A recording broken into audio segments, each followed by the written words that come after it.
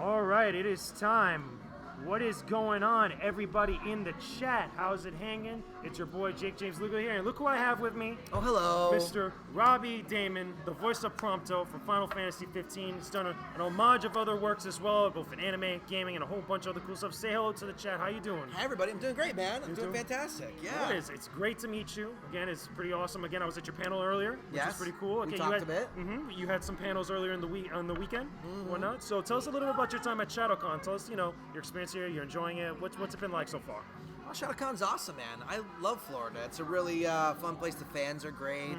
Everybody on staff has been incredibly nice. Everyone who brought me out here. I don't know. Cons are never a bad experience, right? They're always fun. You get a bunch of like-minded people together who are into games and anime and cartoons and all that stuff, and how can you not have a good time? Yeah, it's a blast. Now, you've been to a bunch of conventions. Like, do you like going to conventions on a regular basis, like once a month or a couple times a month? I wouldn't say as much as someone like Todd or Bryce or a few others. I probably do about anywhere between half a dozen and a dozen a year. Nice. That's about it. Now, I can't do much more than like one a month or because it gets too much. Yeah, you know what? It's not too much like meeting people. It's just too much from like a busy standpoint. You know what I mean? Yeah. Of course. Yeah. So now you've done a lot of voice work. You've done video games. You've done anime. You've done a bunch of different stuff. What are some of your favorite highlights? Besides obviously the big one now, everybody wants to know about Final Fantasy 15. But what are some of your favorites that you've done so far? Final Fantasy 15's got to be up there. I mean, I've been working on it for 2 years, and it's we're still working on it. So not the main game, but all the DLC and all that stuff. Episodic DLC, which is coming out after the game. Yeah, full season of DLC, which is awesome. Don't know much about it yet, but anyway, it's been a great experience. That one's a blast. There's a show I do that's like super hated, but I love it. It's called Breadwinners. Yeah, and I think on the internet doesn't like it, but I loved it. It's one of my favorite shows of all time. Well, right about now, the internet's going to get ready to love you because, again, you're in the big game. Everybody's highly anticipating it. Again, you're Prompto. 10 years. 10 years. I mean, years. Look, it was known as Final Fantasy Versus 13. Then it went into Stasis. Then it came out as Final Fantasy 15. Sure. So a whole bunch of stuff. So tell us a little bit about Prompto. What was that like, when you finally got the part? What was your reactions? What was going through your mind? Oh, well, I had just finished doing Final Fantasy Type 0. I was still working on it, and when I got the audition, I was like, nah, no way they're going to cast me in another one. Not a chance. But it happened. It did happen. Yeah, they brought me in. My callbacks were for Prompto and Noct. Yes. And they obviously made the right choice. Ray Chase is a fantastic Noct. And after I read Prompto, I was like, yeah, this is the part for me. That's my dude. Yeah, I knew. Nice. Yeah, totally. I felt good about my Noct, but I was like, nah, my Prompto that's the one. There you go. Yeah. So tell me a little bit about what's your favorite thing about Prompto as a character. Like a lot of people, they've probably seen Brotherhood, Final Fantasy 15. Oh, They're obviously seeing all the trailers, all the footage coming out and stuff. But what's your favorite thing about Prompto himself? It's tough because like some of that would be a giveaway. Yeah, no spoilers. No please. spoilers. We're like about a couple weeks away. I promise. Yeah, we're 9 days away. Yeah, 9 days away. Look at that. So it's like right I would not give any spoilers. I'm good about that. But some of my favorite things about him are things that you'll discover in the game that haven't been released yet. But I will say this: I really enjoy the comedy of the character. There's a lot of referential stuff. There's a lot of sort of meta stuff. Like you might have hear him say like lines from famous movies, like snakes. Why did it have to be snakes? Or there are parts where I get to sing the Chocobo theme. Oh, really? Yeah, I sing the Final Fantasy fanfare like when I do like a super move.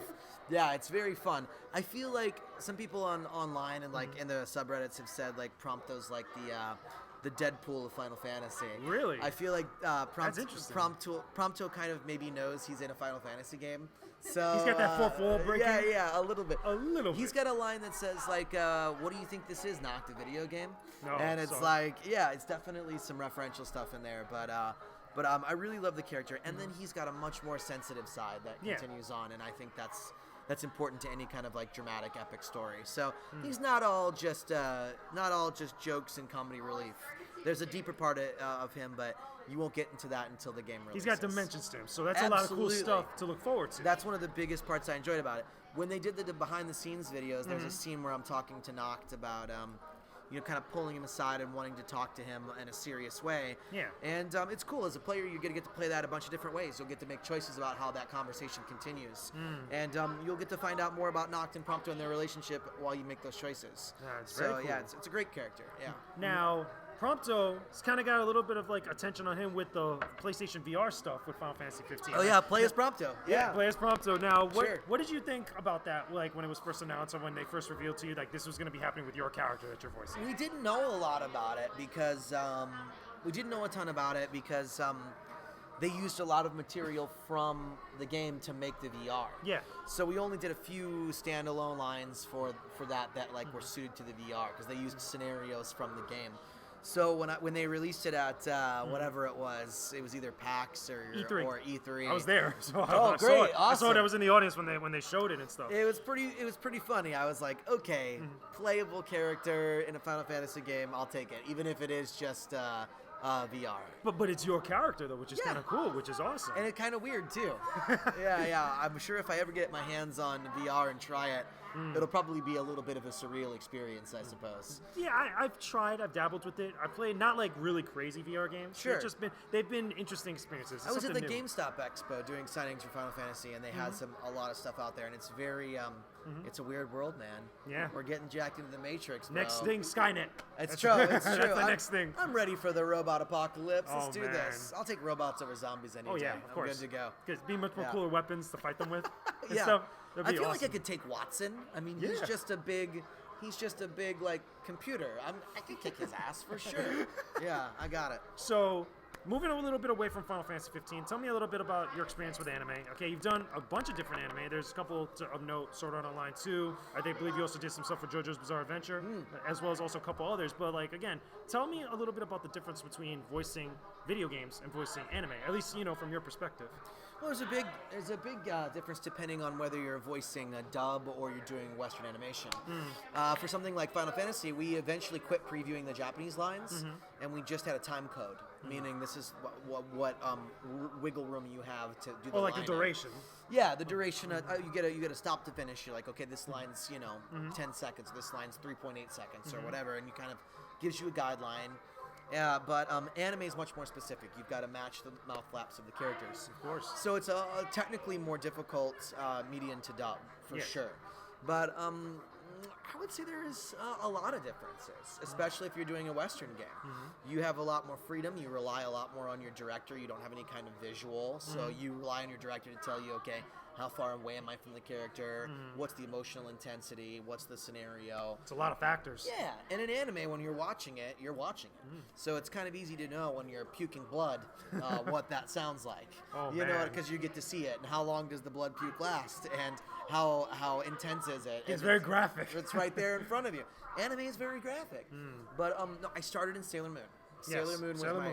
Tuxedo Mask was my very first anime, and that was about 2.5 years ago, the summer of 2014, and since then I've probably been in, oh gosh, a lot. So you think you've dabbled more time with anime or video games, and at least with all your body of work? Time in the studio, more with video games. More video games. Number of animes, more anime. Nice. Yeah, and I think more Western animation than anything else. That's where I started. Very cool. Yeah. So before we wrap up, I want to ask one more question. Sure. There's a lot of people looking forward to Final Fantasy 15. Of course. A ridiculous amount worldwide. Again, it's getting worldwide release in multiple countries all over the place. Yeah. There's a lot of fans that have been waiting for this game, myself included. I've covered the game for a number of years. Like I remember seeing when it was first announced as Versus 13. Yeah. What is like one thing that you could tell all the fans, the press, the media, everybody out there that's waiting on this game, something to look forward to, or something that they should look out for, or something that they should keep in mind? The story is great. And I feel like of all the media that's come out so far, there's been less information about the story than anything. You know sort of who the characters are, but you don't know anything really about the journey all that much. And that's purposeful, because they want you to have that journey on your own. Yeah. So I would say that until you play the game for yourself, don't judge what you think the game is going to be. Don't prejudge. Because all I know about is the story.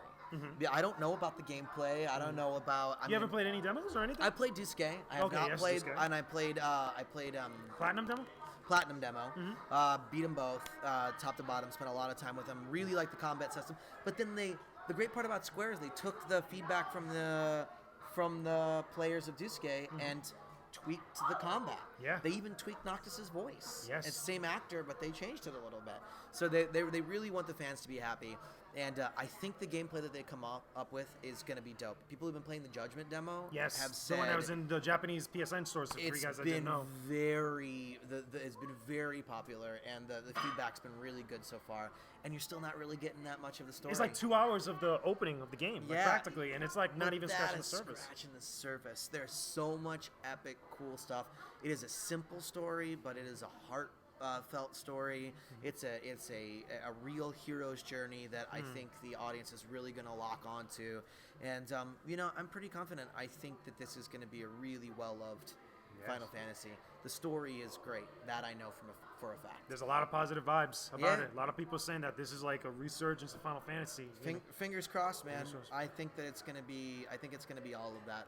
And I really enjoyed working on it. Yeah. Nice. Well, Robbie, thank you for Pleasure chatting to up meet with you, us. man. Of course. Tell everybody they can find you on Twitter. Yes, absolutely. It's just my name, Robbie Daymond on Twitter. On Twitter. So thank you again. It's a pleasure as always. Again, I hope you enjoyed your time at ShadowCon. Absolutely. ShadowCon's the best. Nice. If you're in Florida, get your butt here next year. You see, you're missing out. You see what you guys are missing right here? Look at this. Come on, we can do this in person. So either way, guys, hope you enjoyed this little chat here that I have for you guys. I'm going to have some more stuff going up about ShadowCon very, very soon, both on YouTube and on Twitch. I'll be talking more about it on my subsequent stream when I get back home. Don't forget, guys, send me all your questions, comments, concerns, and I will see you guys again real soon. Peace out. Stay epic, everybody. See ya.